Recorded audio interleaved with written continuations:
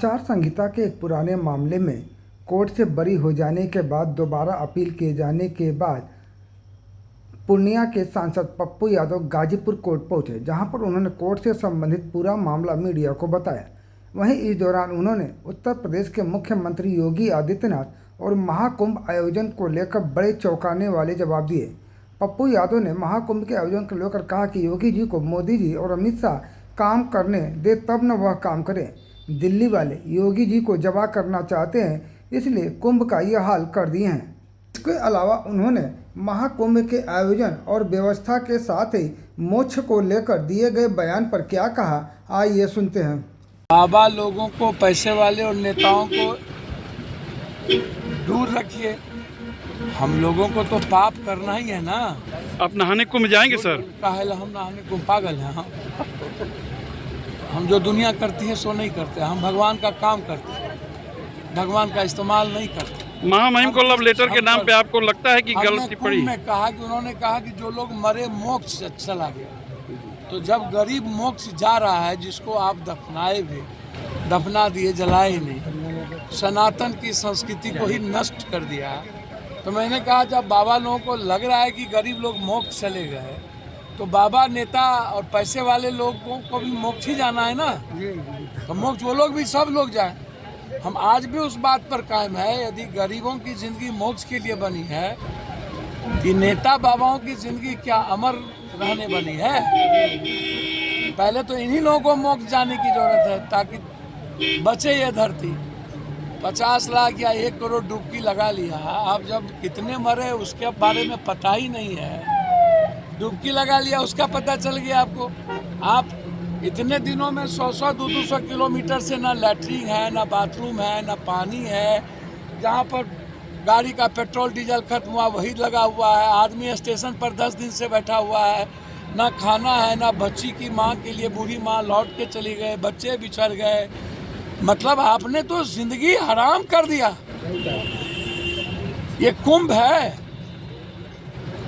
और आपने कहा कि अब वीआईपी अब नहीं होगा और डेली वीआईपी को ले जा रहे हैं। तो भैया आपसे हम जानना चाहते हैं कि कुंभ में सेल्फी का और कुंभ में राजनीतिज्ञों का और मार्केटिंग की क्या जरूरत है? और आप जिसको टेंडर दे रहे हैं 2-2 हजार करोड़ का, 10 लाख हजार करोड़ का तो कुंभ का टेंडर, एक आदमी को आप 2-2 हजार करोड़ का टेंडर दे रहे हैं। तो आप हमको बताइएगा ना भैया, या बताइए तो पप्पू यादव का कौन सा बयान गलत हो गया?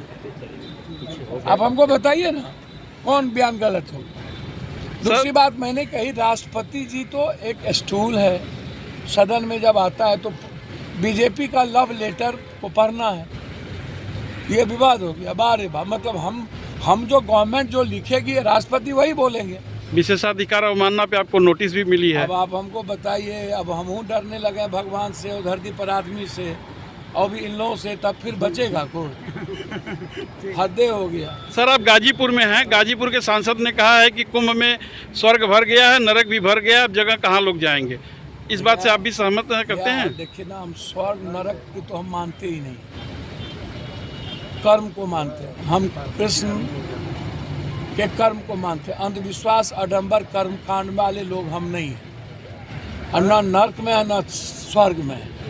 प्रेजेंट में जीते हैं और प्रेजेंट कहता है कि हर गरीब की मदद करो और दुनिया के लिए न्याय की बात करो।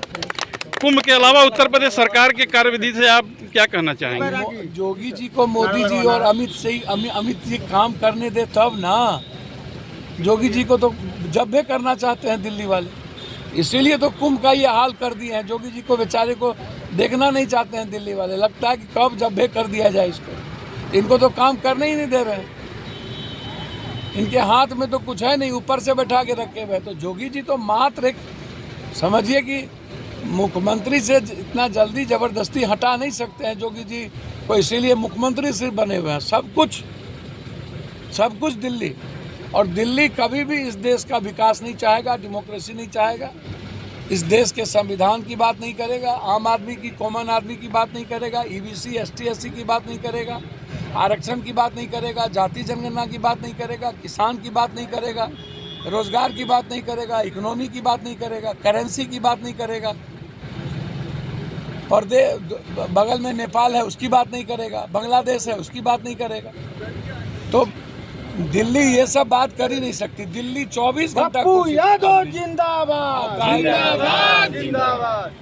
दिल्ली फतह करने के बाद भारतीय जनता पार्टी बिहार की तरफ कूच कर गई है।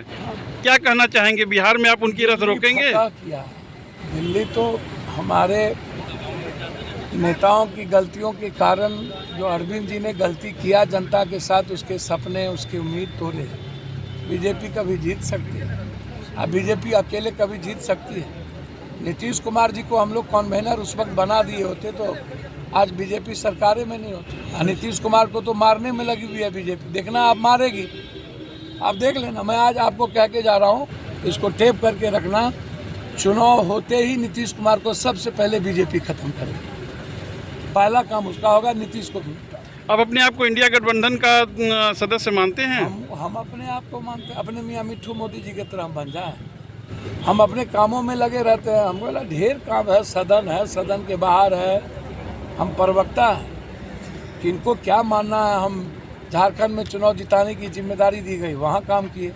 दिल्ली में 35 विधानसभा पर, 53 विधानसभा पर हमने काम किया, हमको 53 विधानसभा दिया गया।